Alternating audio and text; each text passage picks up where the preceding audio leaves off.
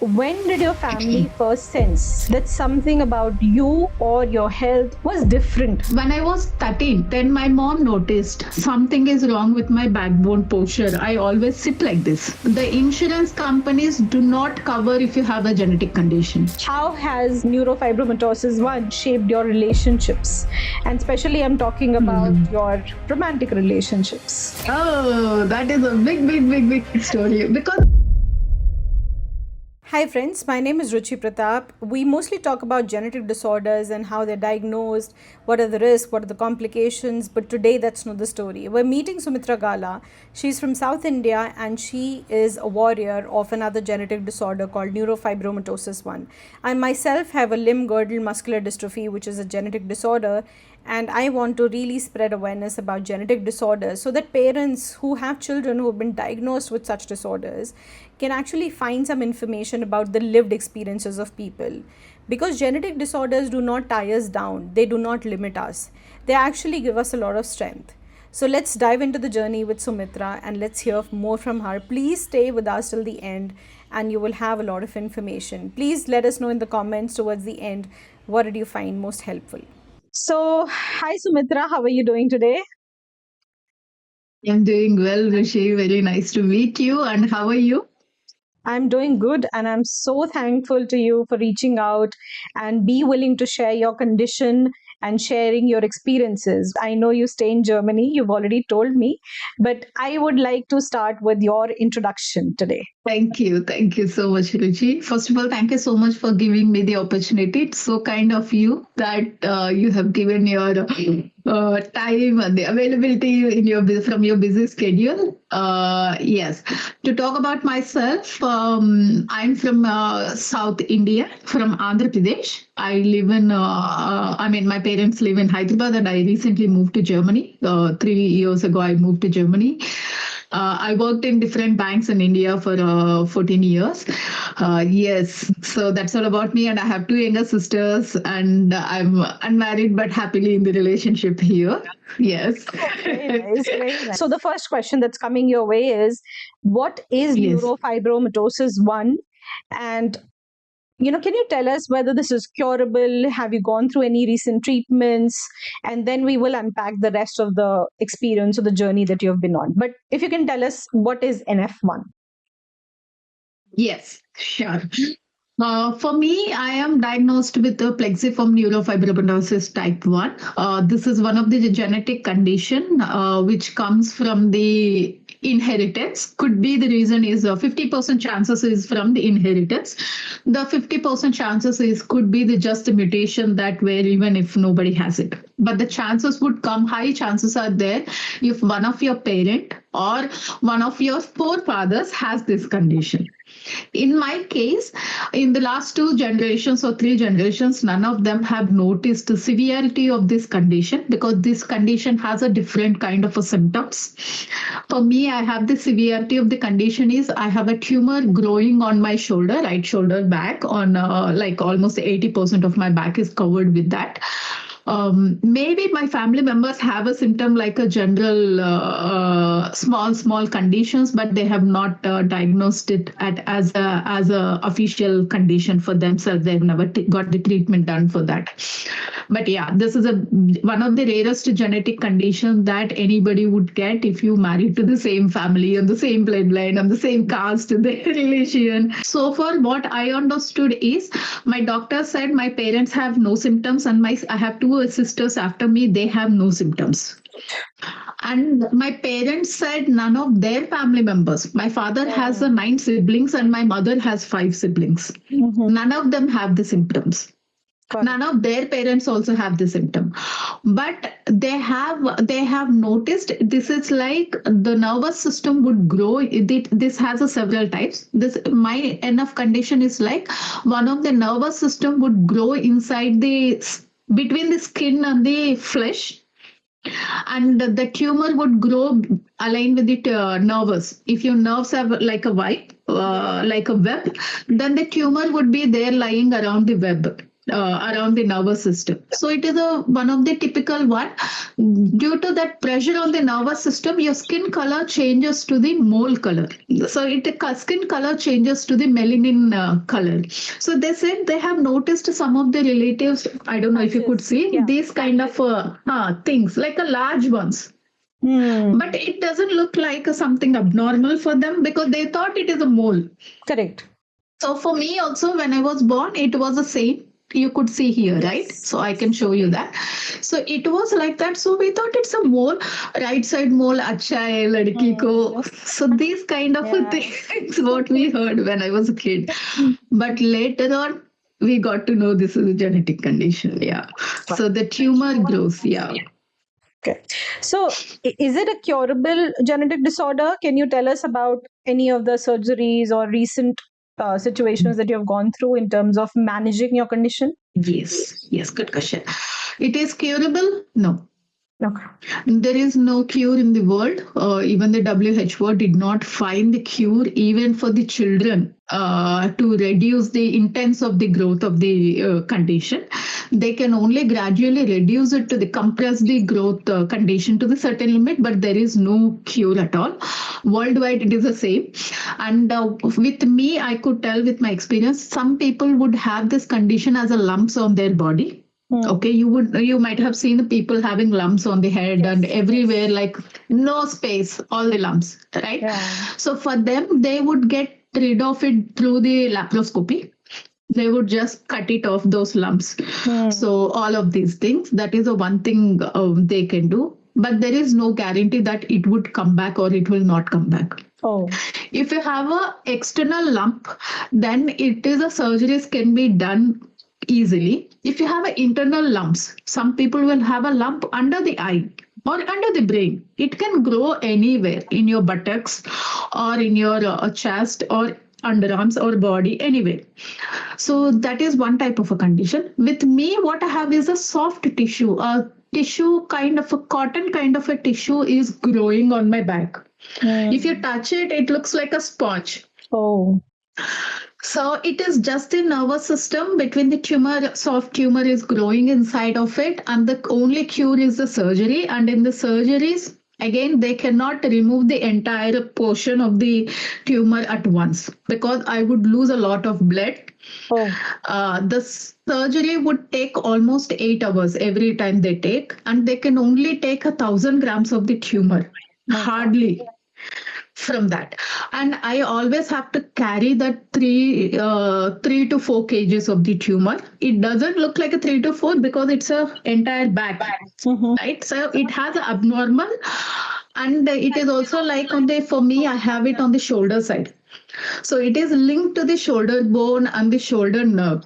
So if they do the surgery, this time I had my fourth surgery. Most of the effect part is my shoulder. German doctor who has been doing the research on this condition for 25 years in the reputed hospital. I have consulted him, and he said he is afraid to do the surgery here. He did not do. I am blessed that I got the surgery done in India. I have found a very nice doctor. He's like a god to me. Whenever I go to him, I had almost 4 surgeries. So every 5 years, I have to go for the surgery because every 5 years they removed in one part and the other part would grow. But I also need to see the complications post surgery if that would affect my backbone or the shoulder bone. This time they did not operate it here because they were afraid that after the surgery they cut the nerve by mistake. We don't know how does it goes, right? By mistake, if that damaged the nerve system of the shoulder, I cannot lift my arm to the 90 degrees.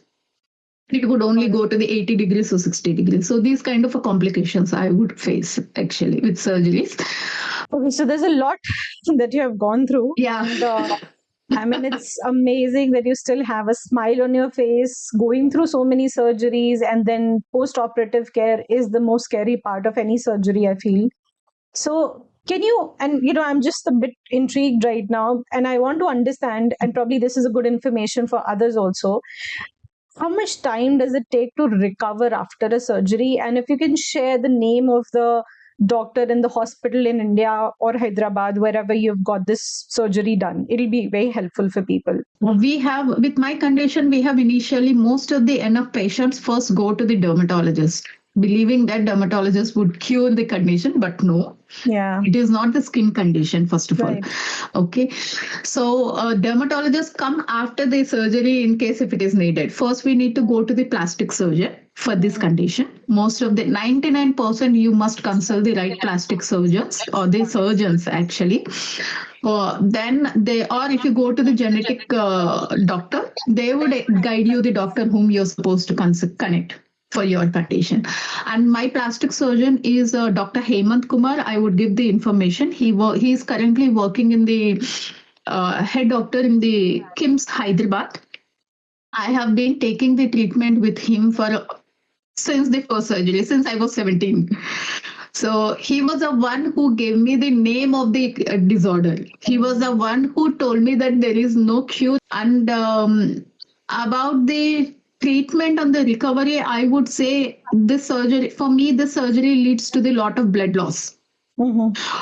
Every time my hemoglobin levels would go to the 8 after the surgery. 8 to 9, which is this time it went even lesser than the 8, where I had to be in the ICU for 14 hours alone in Germany. So the post recovery would come. We need to take care of the iron and our vital levels to be improved. A lot of intake of the protein, and physically you would be able to walk because your after the surgery your oxygen levels supply would go less to your body, so you cannot take a longer steps, you cannot walk longer, like 1 kilometer is also so hard for you that you can't breathe. So these kind of things, but the full recovery happens to me after 3 months or after 2 months, sometimes after 20 days, but I would not do excess physical stress. I would be bed rest for 2 to 3 weeks for sure, and then slowly I will do my daily chores and everything. Okay, that's seriously tough. So now we'll actually come to the questions where it's mostly about, how have you managed through your life? When did your family first sense that something about you or your health or your body was different than the others? I would say from the birth. I mean, when I was born with a large palm-sized mole on my back neck. So as I said, doctors have initially said nothing. They said like it's a harmless. We cannot give any clues about it, and they advised my parents to keep an eye on this mole. Was it protruding or it was a flat mole? Nothing. It just the mole. It just the mole. Oh, just A regular mole. Patched color mole on my neck back. Initially, that's what they have seen. It is the size of their palm, like maybe this much size. When I was a baby, it's like a big, right, for the babies. Yeah, and when I was 13, when I was reaching the puberty stage slowly, then my mom noticed that something is wrong with my backbone posture. I always sit like this. And for me, I don't feel any difference. I still sit like this because for me it is comfortable, less pain, and so it was okay. Then she complained to my father that I'm not sitting straight. They thought it's a backbone issue. So we consulted the orthopedic, dermatologist, so many doctors, and then that's what they have different. And from the relatives, they heard that initially my relatives, they used to say it is maybe the good sign that she is lucky that she has a big mole on the left side or the right side of shitty things. Then slowly the same relatives, when I was in 13 14 year old, they have started giving the making my parents care about that. Oh, something is wrong with this girl, this is growing a big, so who would marry how can she wear the sari? Right. So if you want to wear a blouse, then you would see that difference, color difference here, like this. Here, I don't have anything here, right? So I can't wear the blouse. And that time we don't have high neck blouse. 25 years ago, fashion is bad. true. So that is where they felt something is wrong. So they have took me to the plastic surgeon with the intention that I would get the surgery for replacing the skin. from my thigh to here.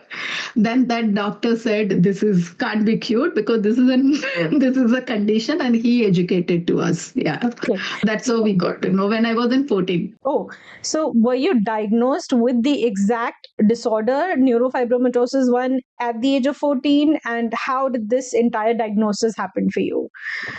I was born with it actually, but we realized we got to know about it at the age of the 14. The symptoms we have noticed at the age of the 14, and we found the right doctor who told us this is the genetic condition when I was in the 14, between 14 to 17. But I was born with the same condition, but we did not find the doctor who would give the details. Right, right. Yeah, So what that's you're saying is basically with all the misinformation and all the speculations of the society as to what's happening or what's probably going wrong, girls are judged for so many things, but this was like a misjudgment completely on everybody's part. I'm sure when you were turning 13 or 14, you would have gone through other symptoms, like anything else that you faced apart from this mole. What do you say about that? To be honestly, I did not felt physically anything different when I was a kid because if you see the children nowadays, Indian children carries a lot of heavy on their back notebooks, lot of books. Yes. You would always see them, but they carry those books very comfortably. Yeah. Because they got used to it. Right, first they would cry it's too much, but it becomes so habituated that carrying 3 kgs 4 kgs on their shoulder becomes very routine. So it happened with me because the tumor was growing along with me. I did not feel heavy, I did not felt anything different. Unknowingly I was sitting down like a hunch on my back or a bump on my back. I was sitting down, but I don't feel that it is a problem. So because it is on my back, I don't see. I was accustomed to it. So I did not see big difference. But gradually, when I grew old, then I have seen that posture issues. Like if I sit straight for 8 hours at work, when I started working in the companies, that's where I have seen notice that, oh, I need to take a walk. I would get the back pain. Or if I have so much of stress, then there is a lot of pressure on my nervous system here. And the one major thing what I have noticed is this side of my skin is always warm because of the heavy blood circulation. Right. So this part I have a high blood circulation because I have a high pressure on the nervous system. So here the blood is like a boiling blood to me. So it is and I used to enjoy that. Whenever I feel cold, I used to keep my hand that okay, it's so I never felt anything different when I was a kid. And most importantly, my parents have not considered me as I'm a abnormal or the special child. My upbringing was as equal as my other sisters. I was given all the household works and all the responsibilities and all the tortures about the education, and everything was equal. So that's why I have not felt. And the second thing is my parents are not educated. They have no idea what is genetic. They till now they don't know. He is a government servant. My mother is not educated. My father is a government servant. Still don't know what is my condition is. But they know that I am not the special. I can do things and I can live by my own. So this is what and the most important thing is my parents have started maintaining the distance from the relatives since I reached the puberty stage. So we had very less pressure. And I was also prepared myself that not to live by the social opinions. So that has made my life easy. That's a very significant information or revelation, I should say, because one thing which happens generally when the families get this diagnosis, that there is something which is genetically linked, or something which is it's not a simple situation to deal with. People generally want others to come help them, understand them, kind of empathize with them. And we all are social animals. I mean, we want that kind of a validation from people around us. We want friends, we want family. But your family did the opposite, and they wanted to protect you. But I want to understand from you, Sumitra, that when you heard the word neurofibromatosis 1, did the doctor explain to you what does it entail, and how did you really kind of emotionally undertake that information, or absorb that information? I was too young to understand that what kind of a challenge I would face. But thankfully, because of my relatives, because of my parents, because they were so worried at the night when my father comes back from office, my mother and father always used to talk about me in their bedroom. I can hear those because I used to study at night times. I can hear those, and I used to think, oh, what should we do? Should we have to take to this doctor? And my mom used to give a lot of pressure on my father. My father was going through a lot of financial crisis. He and unfortunately we don't have the medical system which supports the genetic conditions. Correct. The insurance companies do not cover if you have a genetic condition, Right. and we are not educated enough that we have to take the insurance for ourselves and for the children when we were healthy. Right. We always think about the insurances when we have something, find out, oh, I wish I would have this insurance, right? So this is a thing. So my father was also going through a lot of financial crisis and everything. So it was harder for me, but that has made me to believe that, okay, this is what it is. All I can do is be a less dependent. If I am physically dependent, it is fine if I can't do it. But as long as I'm not physically dependent, let me earn money for my food. So I started earning, and my father also has appreciated in the same way. He was very happy that I'm earning something and I'm paying my hostel fees. So for me, the mindset has changed at the very young age, that I was known that, okay, I need to be independent, and finding a partner is difficult because my condition would be mutate to my children. So I need to find the partner who would accept my condition and who could take the responsibility of my children financially, physically, and emotionally, right? So this is impossible in India. So that is why I have decided that I need to be independent. So it has not emotionally made me weak, it made me strong. Good, good. I mean, I am a single learner of my family as well. And of course, after my diagnosis, I also realized the importance of money, because, of course, if you have that financial Yes. independence, then you can take care of yourself, your health much better. Right. So I understand, Yes. trust me, I do.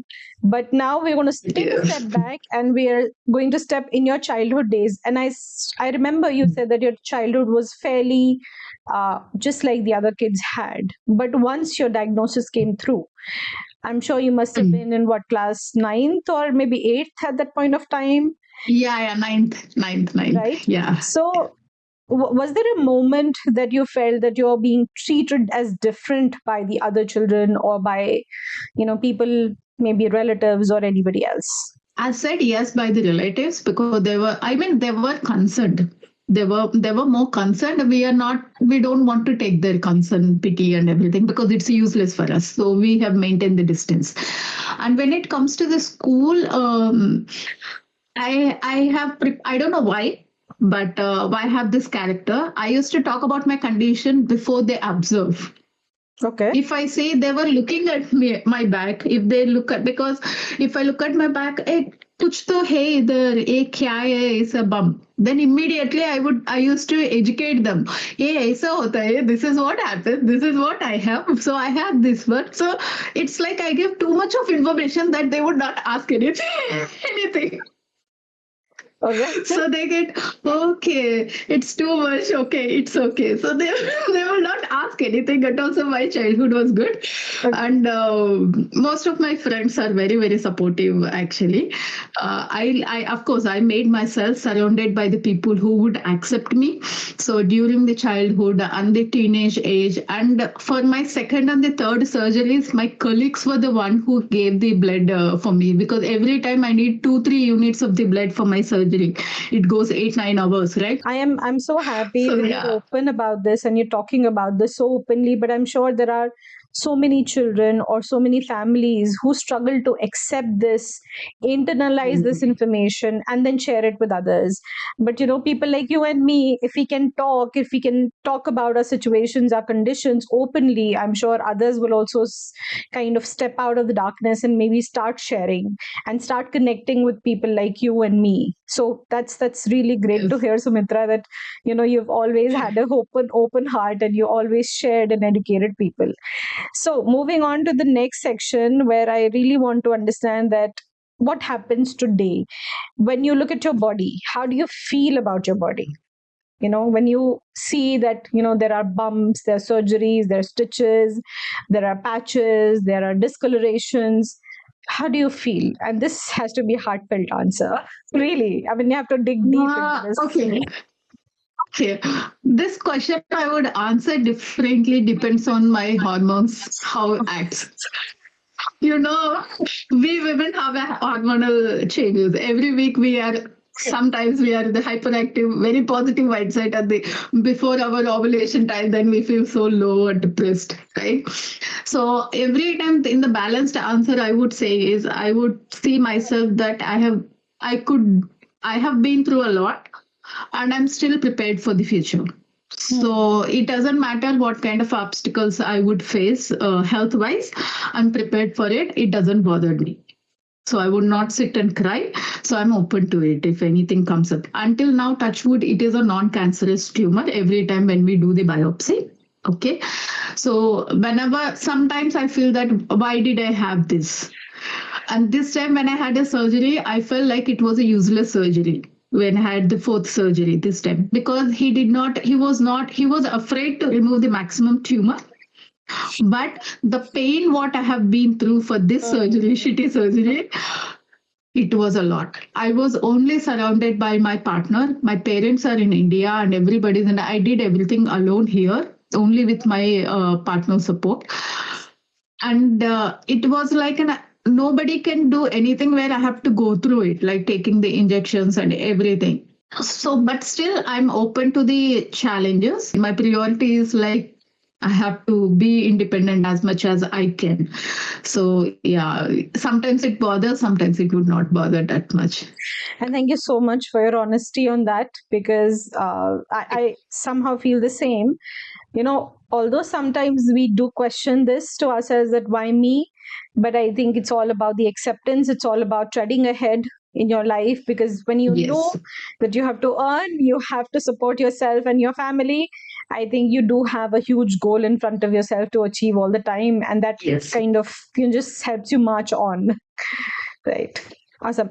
So let's look at the fact that how does a typical day for you look like? Not medically, but I'm asking, but Hmm. practically and emotionally. Like, are there any habits or routines or mindsets that help you live a better life? I know you talked about the financial independence. I know you talked about just moving ahead, accepting the challenges. But is there anything else, like, your habit or routine, which helps you take care of yourself in a better way? The biggest habit is having the self respect.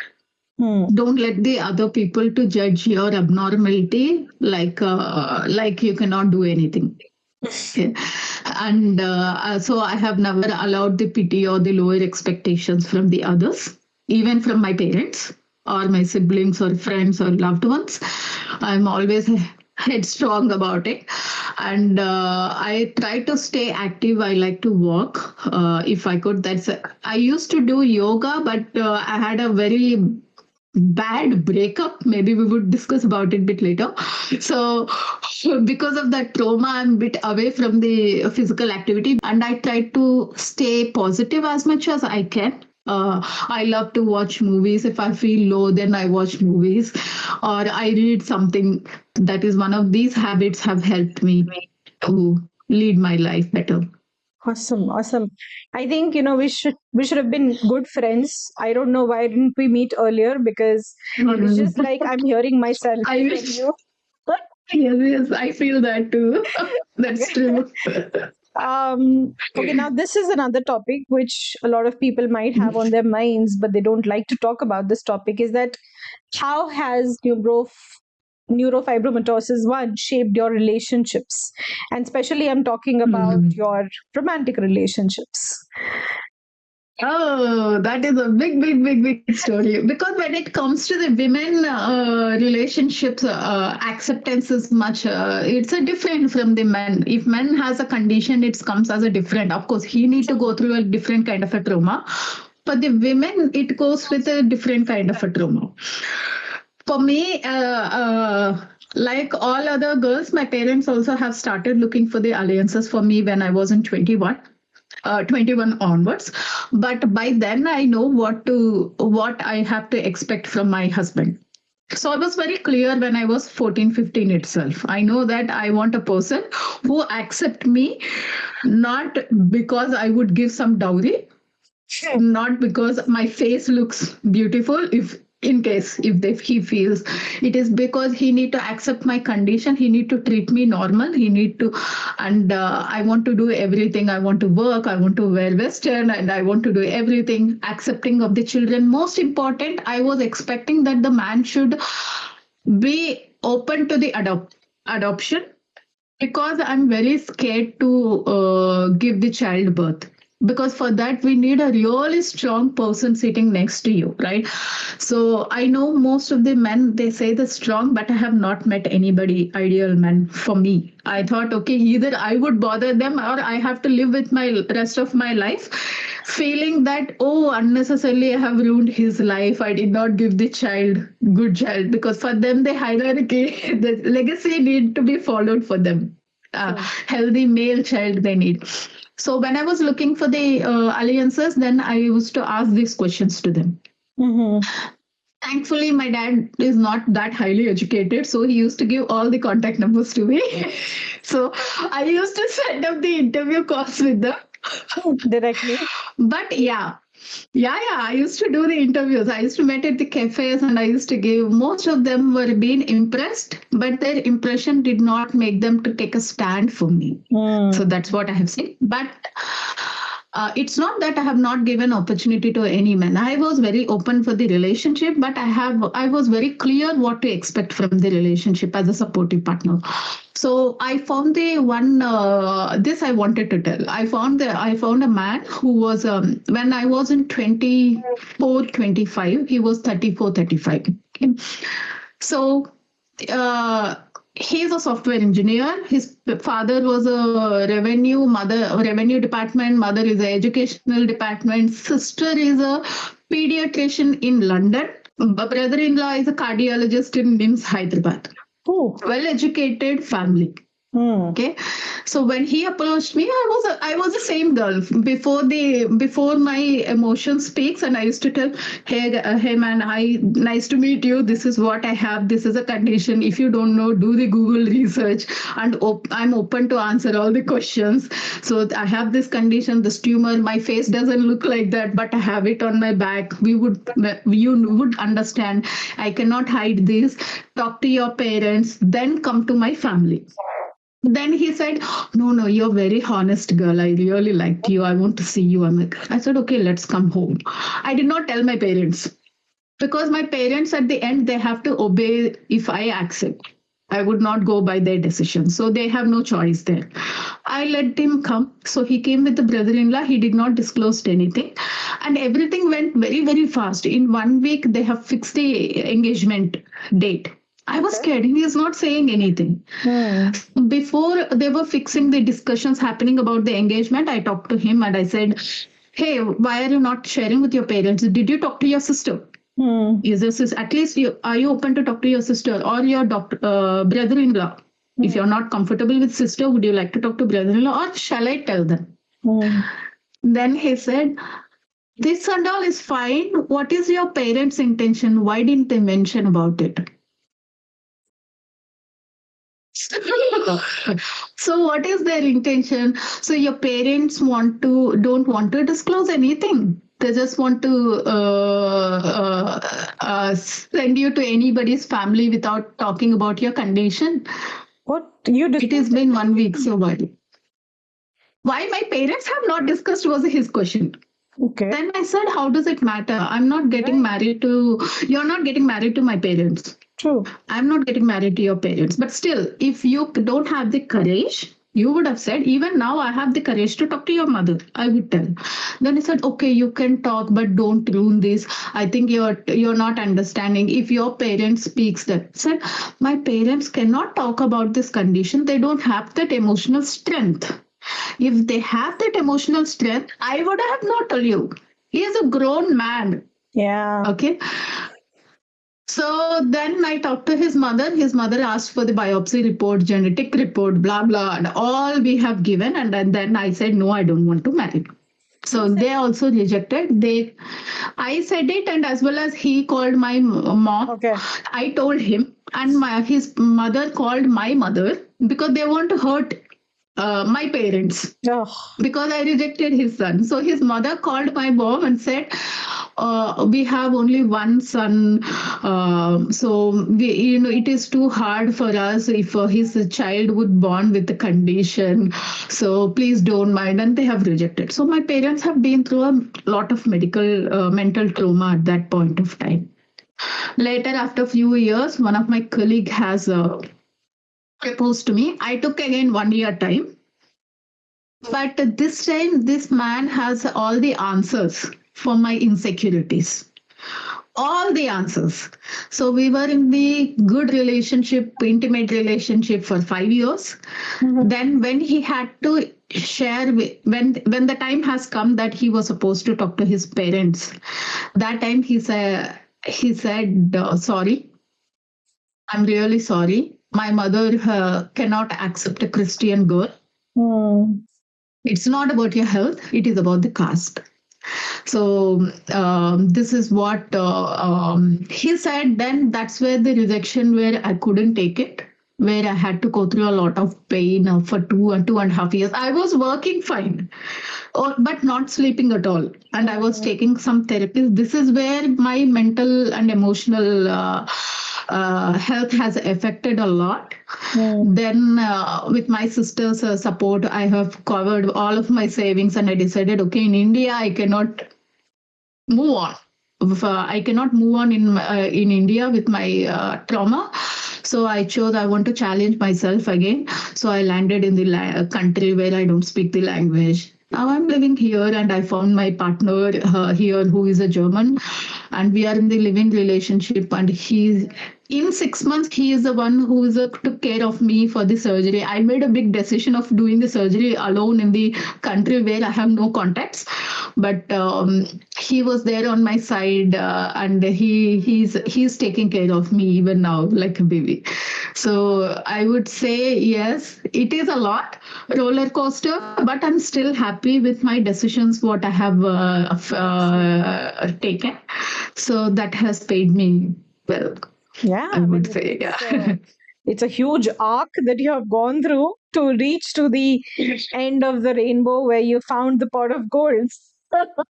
Right? Yes. It's quite a journey. And I think for women, especially in India, the kind of judgments, the kind of stereotypes, the kind of boxes that women are put in India, and especially if you have a disability. I mean, I see so many women in India who are unmarried, who are not into a relationship just because they have a disability.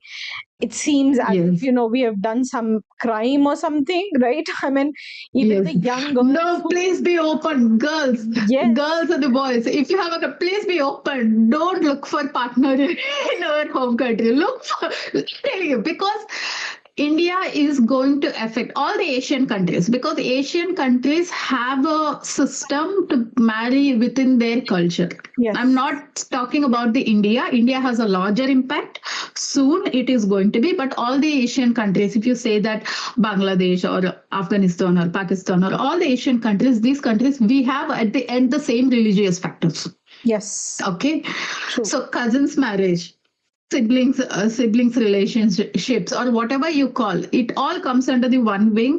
These are the countries are going to be most affected genetic conditions, and unfortunately these countries are not developed countries. Yes, these are still developing or undeveloped countries. So the government system is a shit when it comes to the medical health. True. You would not get any support system. So please understand the future consequences before you look for the partner. It's okay if you find the partner within your cousins, or if you want to marry for whatever the sake, for whatever the money you would expect from them, whatever the reason. But you're ruining your future generations. At least let your future generation educate themselves, give them a freedom to choose the decision, like openly, what they where they want to live, whom they want to marry. Don't decide for them. Absolutely. Let them make their own decisions. Thank you so Yeah, much that for is that one of the things. bold advice. I think, that was my next question, that, if somebody is living with NF1, what is that one message that you really want to give to people who are dealing with this? I know there are different forms of NF, neurofibromatosis, and NF1 is probably the most prevalent ones. And I also read one more thing when I was researching about this disorder, that in some cases people do see some kind of moles or warts or brown patches under their armpits or in the groin region, which is a very particular symptom of this. If you have it anywhere on the skin, you can always say this is a normal thing. But if it happens within the armpit or the groin region, then it can be very peculiar and specific. So a lot of people don't Yes, know yes. about this, but if it gets aggravated, it can get aggravated really badly. I know that too. And in some situations I've heard, and I'm not sure, I'm not a medical practitioner, but in some situations I've heard that if you are under mental duress, if you are stressed, or emotionally if you're worn down, then any of the physical conditions and disorders can really aggravate, right? Yes, yes, that impacts. If I'm too emotionally down, then definitely this would harm me. Even now, if I take a lot of stress, I feel like I need a big massage. I Right. feel like I can't sit properly. So avoid stress. And another unfortunate situation, what I have seen is, it's a cultural difference, maybe what I have seen here and in India. Indian people, if somebody has a genetic condition, they are more traumatized than the others living in the abroad. This is what I've seen, because here the people who have a severe abnormality also would lead their life independently. I have seen a person who is a fully disabled, Mm-hmm. whose legs cannot be. He would be in the electric wheelchair, but he goes on his own. He barely speaks. He would go anywhere, even to the supermarket, on his own. True. So, and nobody looked at him like he's a different person. The only help and the only help what I could say is, whenever they need to get into the bus, they have a system that for him to take him to the inside the bus or in the inside the train. This is a support system they would get additionally. So that's it. So that most of the emotional trauma would come from the society. So society needs to make it normal, and give them and the government needs to give the better healthcare system, and we also educate ourselves that having the right insurances for ourselves, in case, to be prepared for the uncertainty. And the second thing is, we Indians think that these insurance protections are liability. मैं ऐसे ही पे कर रही हूँ, पता नहीं मैं कब मरने वाली हूँ, but what, who is it going to get benefit of it? Why would I need to have? Or we do the fraud on these cases as well, right? We need to educate ourselves how we need to secure our family, how we need to secure our child, and how child needs to prepare themselves to face the challenges, to face the society. And we need to let the children to be normal and do things on their own. And yeah, this is what I would say. And we need to create the work opportunities also equally there. Companies need to hire them if they have any kind of these conditions. The ratio of that also to be increased. They have to give the work and the paycheck also equally if they deliver the same set of the work, right? So if this system changes, then we would see a better future for our children, I would say. Awesome, awesome. I think you've covered it all. Thank you so much, Sumitra. I just want to conclude with one last question, and this is not something that I planned, but it really came to my mind right now. Okay. So, if Okay. you have to summarize your journey, with NF1 so far, right? And if you also want to include something that you really want to look forward in your future, then what are the 3 words that you can summarize this in? Oh, okay. It's a beautiful journey. Okay. It made so strong that it really makes you strong, and it makes you understand whom you should trust, so, with whom you need to be surrounded by. True. So who are the right people for you? At the end, I would say it's a very positive life and the beautiful journey what I'm leading. If I compare with the not disabled people, I am blessed, much blessed. So I am, yeah, it's a beautiful. I would say in one word, I would say it's a beautiful journey. So I have no complaints and the regrets. Awesome, awesome. I mean, it's been such a pleasure talking to you. And I personally live by this fundamental of being positive and being hopeful and being optimistic in my life, and Yes, spreading this yes. information that, what are the kinds of genetic disorders, what can we do in India to make our next generations feel more supported, more independent, is something that I'm working towards. And thank you so much for joining me in this journey. You're most welcome. And once this episode is out, I'm sure that people will start reaching out to you, so please be prepared for that. Ah, I'm welcome. I'm open. I'm also there in the several groups. I would also share some of the NF group communities, worldwide community groups. I'm also the speaker over there. So if somebody has a similar condition, be open and share that. I have seen many positive people in the group.